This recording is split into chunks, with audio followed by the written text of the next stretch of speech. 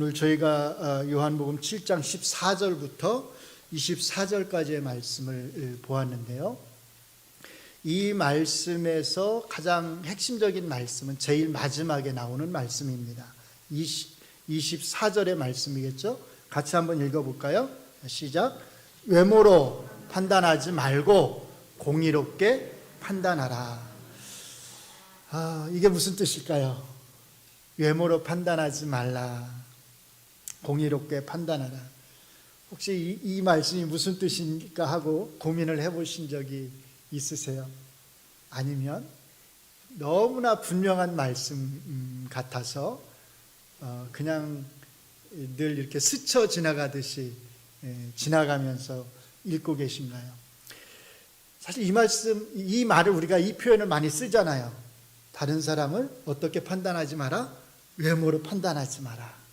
그렇게 우리가 말을 할 때 어떤 의미로 말을 하냐면 대개는 다른 사람의 겉모양으로, 그러니까 어떤 남자가 잘생겼는지 못생겼는지, 어떤 여자가 이쁜지 이쁘지 않은지, 어떤 사람이 붓티가 나는지 아니면 빈티가 나는지, 또는 많이 배웠는지 못 배웠는지, 이런 거 가지고 판단하면 안 된다라고 말을 할 때 우리가 뭐라고 말을 하냐면 외모로 판단하지 마라, 이렇게 말을 합니다.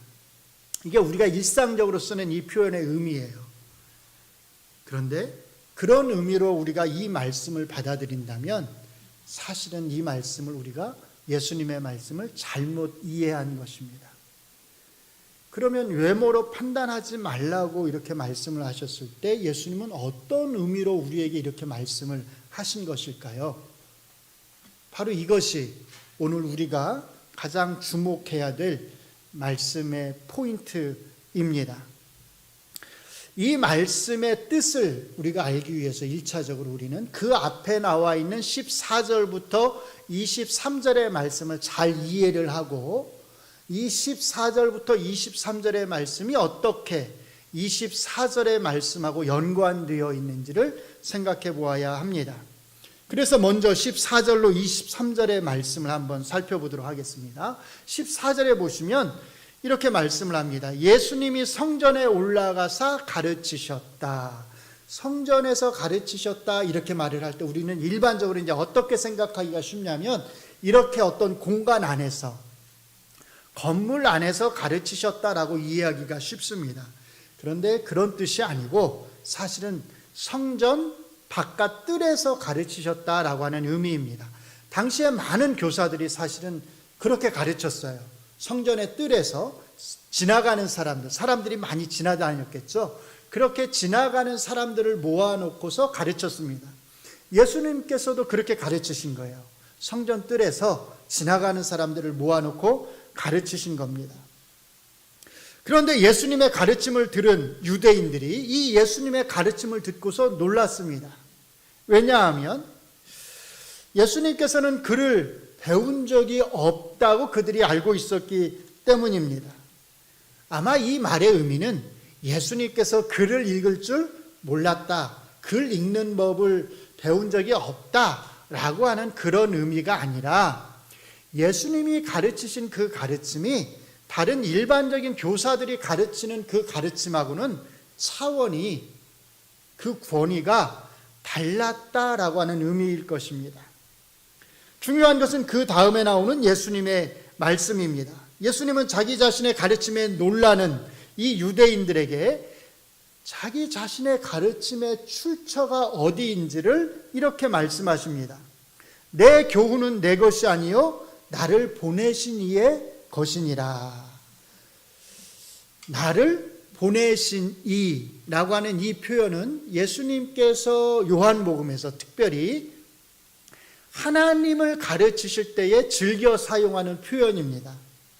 예수님의 교훈, 예수님의 가르침의 차별성은 어디에서 오는 것이냐?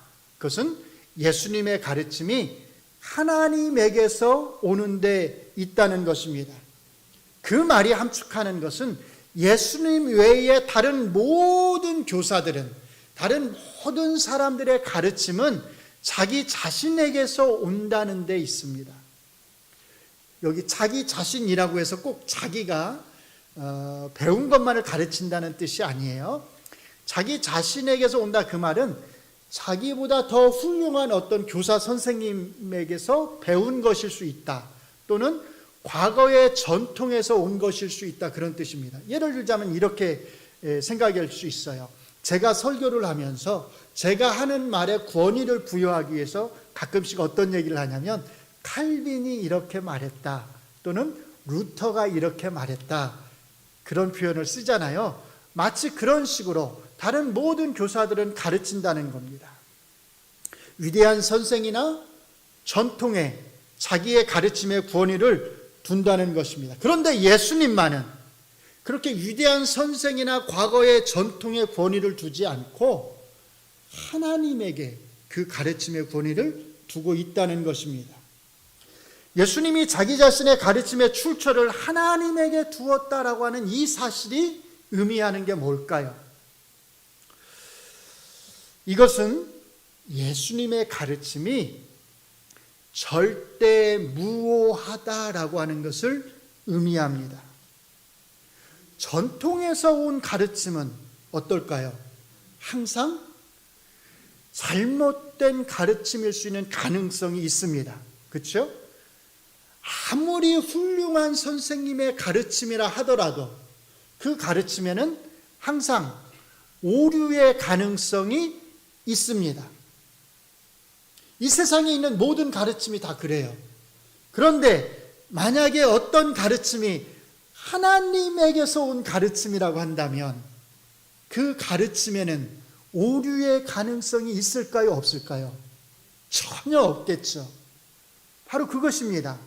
예수님께서 나의 가르침은 하나님에게서, 나를 보내신 이에게서 온 것이다 라고 말씀하셨을 때 그 말씀이 함축하는 것은 나의 가르침에는 전혀 조금도 오류가 없다, 지금도 없을 것이고 앞으로도 없을 것이다 라고 하는 것을 의미하신 것입니다.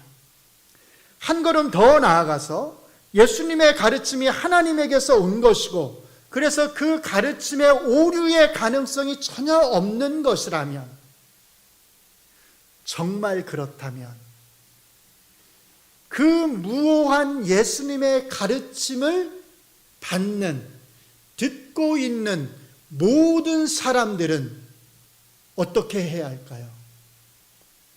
그 가르침에 순종해야 되겠죠. 그 절대무오한 예수님의 가르침을 잘 듣고 그 가르침에 순종해야 마땅할 것입니다. 이 무오한 가르침을 듣고 따르지 않는 사람은 사실상 하나님의 뜻을 따르지 않는 사람과 마찬가지입니다. 지금 그 말씀을 하시는 겁니다. 그래서 그 다음에 예수님이 17절에서 이렇게 말씀하시는 것입니다. 17절 말씀을 같이 읽습니다. 시작. 사람이 하나님의 뜻을 행하려 하면 이 교훈이 하나님께로부터 왔는지 내가 스스로 말함인지 알리라. 쉽게 말하면 이런 뜻이에요. 하나님의 뜻을 행하는 사람과 하나님의 뜻을 행하지 않는 사람을 구별하는 그 판단 기준이 뭐냐? 간단합니다. 예수님의 가르침이 하나님에게서 온 것이다라고 하는 것을 인정하는 사람은 하나님의 뜻을 행하는 사람입니다. 그런데 예수님의 가르침이 하나님에게서 온 그 무한 가르침이다라고 하는 것을 인정하지 않는 사람은 어떤 사람이에요? 하나님의 뜻을 행하지 않는 사람이다라는 뜻입니다. 그러니까 예수님의 가르침이 하나님에게서 온 것임을 알고 인정하는 사람이라야 비로소 하나님의 뜻을 행하는 사람이다라고 하는 것을 알 수가 있습니다. 그러면서 예수님께서는 다른 모든 교사와 예수님 자신을 비교해서 이렇게 말씀하십니다. 18절 말씀을 읽어드립니다. 스스로 말하는 자는, 그게 누구겠어요? 스스로 말하는 자, 자기 자신의 가르침을 가르치는 자, 전통에 의지해서 가르치는 자, 위대한 교사의 권위에 의지해서 가르치는 자 누구냐면 예수님 외에 다른 모든 교사들을 가리키는 겁니다. 다른 모든 교사는 자기의 영광만 구하되 보내신 이의 영광을 구하는 자, 그게 누구겠어요? 예수님. 예수님은 나는 참되니 그 속에 내 안에는 뭐가 없다? 불의가 없느니라. 다른 모든 교사는 자기 영광만 구합니다. 자기 영광을 추구합니다. 당연하지요. 왜? 그 가르침이 자기에게서 나오는 것이니까요. 그러나 예수님은 자기를 보내신 이의 영광을 구하시는 분이십니다. 그래서 예수님은 참되시고 그 속에 불의가 없다고 말씀을 하시는 것입니다. 여기까지는 별로 어려울 게 없습니다. 자, 지금부터가 중요한데요. 왜 예수님은 이런 말씀을 하시는 것일까요? 왜 이렇게 가르치시는 것일까요? 그 이유를 알기 위해서는 우리가 요한복음 7장을 읽었잖아요. 그 앞에 나와 있는 요한복음 5장에 나와 있는 이야기를 알아야 합니다. 요한복음 5장에 보면 어떤 이야기가 나오냐면 예수님께서 안식일에 38년 된 병자를 베데스다 연못가에 앉아있던 누워있던 38년 된 병자를 고쳐 주셨습니다. 오늘 본문의 배경이 바로 그것입니다. 예수님께서 38년 된 병자를 안식일에 고쳐주신 것을 보고서 유대인들은 예수님이 안식일법을 어겼다라고 생각을 해서 예수님을 박해하고 더 나아가서 어떻게 하려고 했죠? 그 예수님을 잡아서 죽이려고 했습니다. 안식일에 38년 된 병자를 고치신 예수님이 정말로 율법을 어기신 것일까요? 예수님은 여기에서 단순히 자기 자신이 성전에서 가르치신 가르침과 관련해서만 지금 말하고 계시는 것이 아닙니다. 이것을 확장해서 사실은 이제 자기 자신이 안식일에 38년 된 병자를 고치신 것과 관련해서 예수님은 말씀을 하십니다. 예수님이 안식일에 38년 된 병자를 고치신 것은 자기 스스로 행한 일이 아닙니다. 그것은 예수님을 보내신 하나님의 뜻에 의해서 하나님의 영광을 위해서 행하신 일입니다. 그래서 예수님은 참되시고 그 안에 불의가 없으십니다. 예수님 안에 불의가 없다 이 말은 예수님의 마음 안에는 악한 것이 하나도 없다 그런 의미일 수도 있지만 물론 그런 의미를 포함하지만 38년 된 병자와 관련해서 그 말씀을 이해하면 예수님 안에 불의가 없다는 말은 예수님께서는 안식일법을 어기지 않았다라고 하는 뜻입니다. 예수님의 가르침이 하나님에게서 온 것이고 그래서 절대무오한 가르침이라면 이런 가르침을 베푸시는 예수님의 행위 역시도 절대무오한 행위여야 할 것입니다. 그렇겠죠? 절대무오한 가르침을 가르치시는 예수님이 행하신 어떤 행위라고 한다면 그분이 안식일에 38년 된 병자를 고치셨다면 그분이 행하신 그 행위 역시 잘못된 행위가 아닐 것입니다. 율법을 어기신 행위가 아닐 것입니다. 지금 그렇게 말씀을 하시는 겁니다. 오히려 안식일에 38년 된 병자를 고치신 예수님의 행위는 자기를 보내신 하나님의 영광을 드러내는 행위였다라고 하는 것을 알 수 있습니다. 이런 배경 속에서 예수님은 사실 유대인들을 향해서 이렇게 질문을 하시는 거나 마찬가지입니다. 안식일에 38년 된 병자를 고친 내가 율법을 어긴 것이겠느냐? 아니면 나를 잡아서 지금 죽이려고 하는 너희가 율법을 어기고 있는 것이겠느냐? 누가 어기고 있는 것일까요? 38년 된 병자를 고치신 예수님은 생명을 살리는 일을 하신 것입니다. 예수님을 죽이려고 하는 유대인들은요, 생명을 살리는 것이 아니라 생명을 죽이는 일을 지금 하려고 하는 것입니다. 그러면 생명을 살리는 일과 생명을 죽이려고 하는 일, 예수님과 유대인 중에서 누가 율법을 지키는 것일까요? 누가 율법을 어기는 것일까요? 너무나 명백합니다. 그래서 19절에서 예수님이 이렇게 말씀하시는 것입니다. 19절을 같이 한번 읽겠습니다. 시작. 모세가 너희에게 율법을 주지 아니하였느냐? 너희 중에 율법을 지키는 자가 없도다. 왜요? 너희가 어찌하여 나를 죽이려 하느냐? 나를 죽이려고 하는 너희가 실상은 율법을, 하나님의 법을 어기고 있는 것이다 라고 지적하시는 것입니다.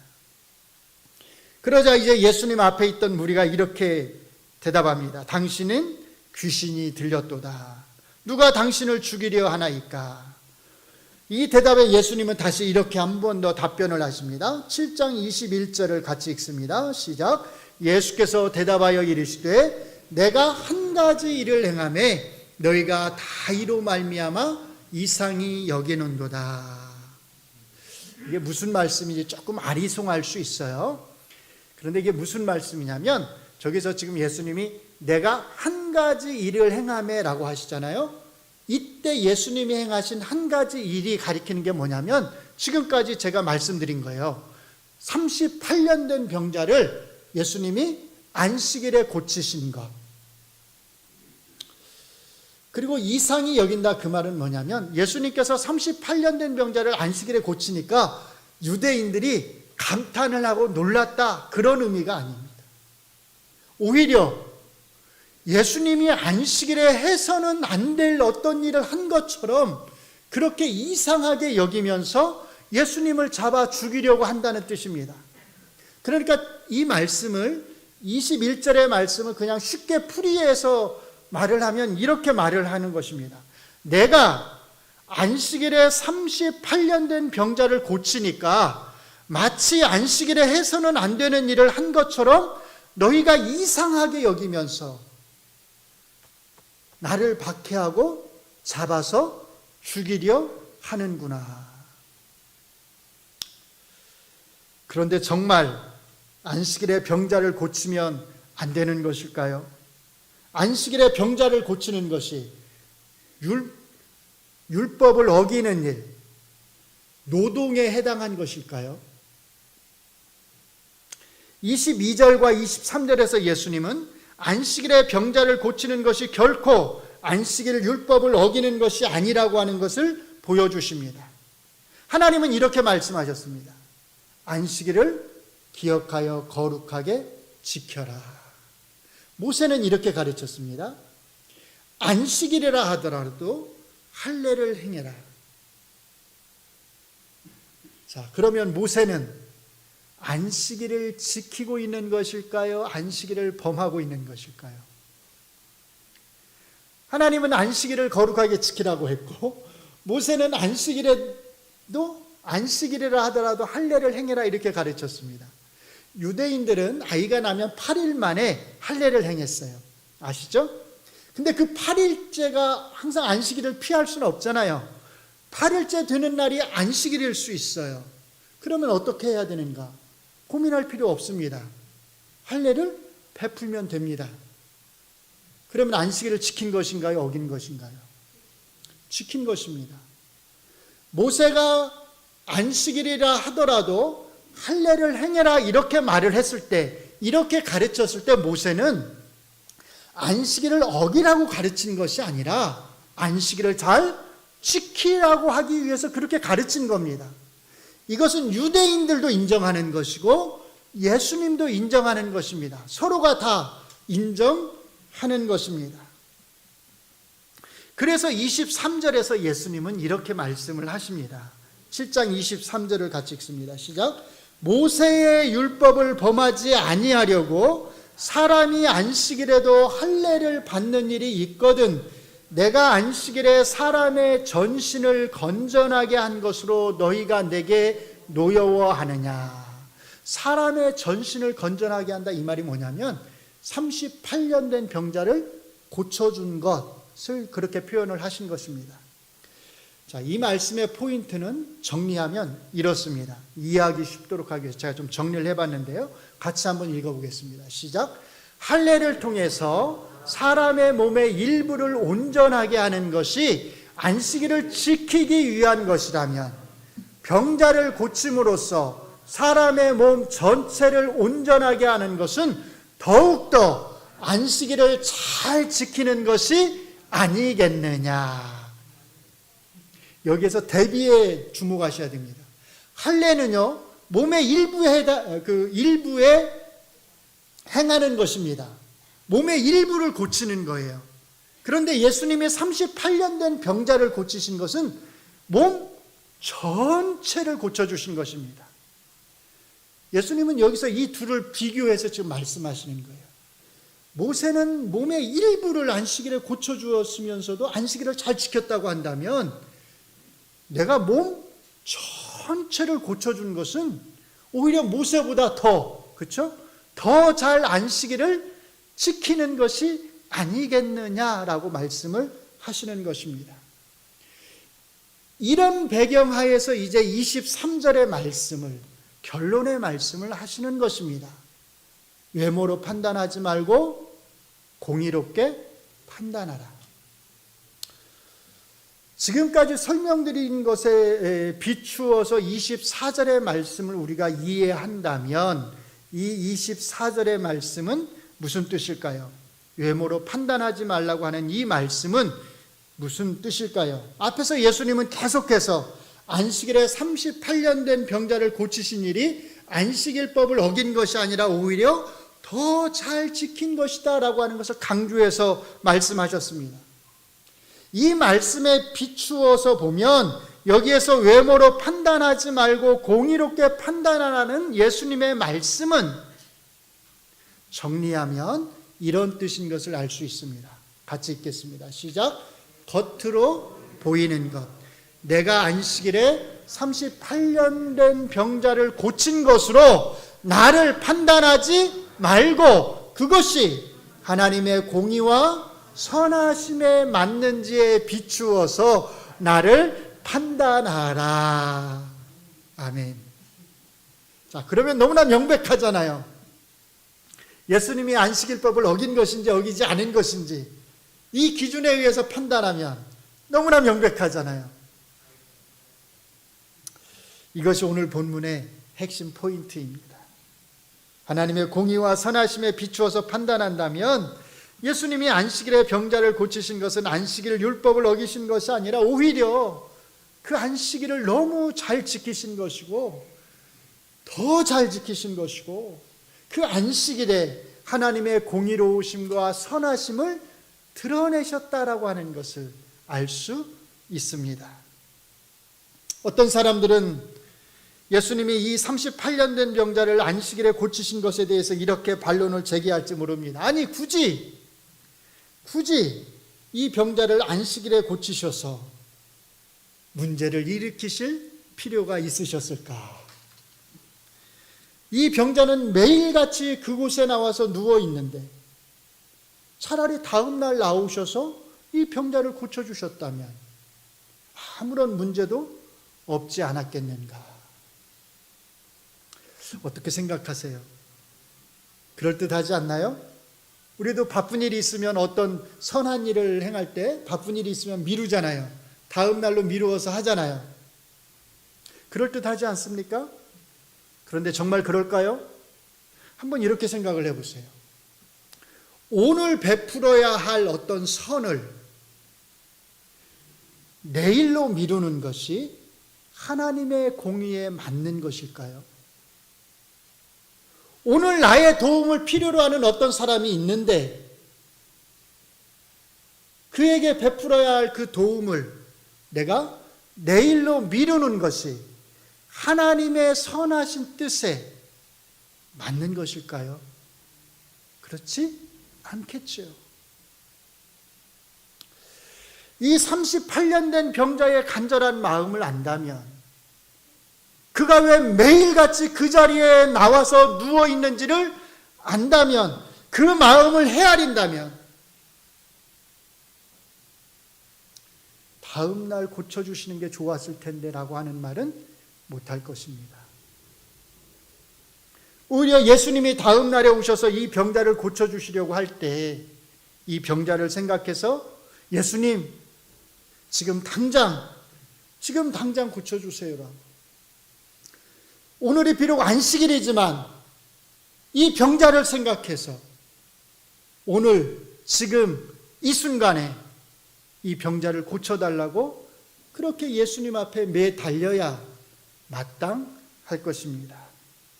이런 사람이야말로 진정으로 남의 고통을 나의 고통으로 아는 사람일 것입니다. 이런 사람이야말로 하나님의 선하심이 무엇인지를 아는 사람입니다. 바로 이런 사람이야말로 하나님의 뜻을 행하는 사람입니다. 오늘 이 말씀은 사실 우리에게 예수님을 죽이려고 한 유대인들을 비난하라고 주신 말씀이 아닙니다. 오히려 우리 자신을 잘 살펴보라고 주신 말씀입니다.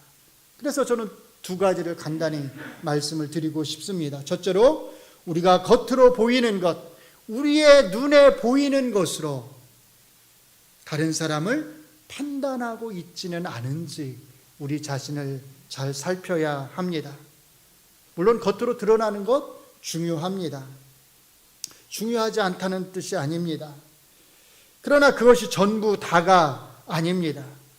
우리가 성경의 문자에 얽매여서 겉으로 드러나는 것만 보고서 다른 사람을 정죄한다면, 다른 사람을 향해서 손가락질을 한다면 우리는 율법의 문자에 얽매여서 예수님을 정죄한 유대인들하고 똑같은 짓을 하고 있는 것입니다. 사랑하는 성도 여러분, 무엇보다 다른 사람을 정죄하고 손가락질을 하는 일에 주의하시기 바랍니다. 다른 사람을 함부로 정죄하지 않기를 바랍니다. 다른 사람을 함부로 손가락질하지 않기를 바랍니다. 다른 사람의 겉모습만 보고서, 겉으로 드러나는 행위만 보고서 그 다른 사람이 보이는 그 허물을 함부로 입에 담지 않기를 바랍니다. 여러분들이 본 그것이 그 사람의 전체 모습이 아닐 수도 있습니다. 우리의 판단 기준은 겉모습, 겉으로 보이는 것이 아니라 하나님의 공의와 선하심이어야 한다고 하는 것을 잊지 마시기 바랍니다. 둘째로 우리가 오늘 행해야 할 선을 내일로 미루고 있지는 않은지 우리 자신을 살펴야 합니다. 우리의 주변에 우리의 도움을 필요로 하는 사람이 있다면 미루지 말고 언제요? 지금 당장 바로 그 순간에 도움을 베푸시기를 바랍니다. 우리는 흔히 어떻게 말하는 경향이 있냐면 다음번에, 그렇죠?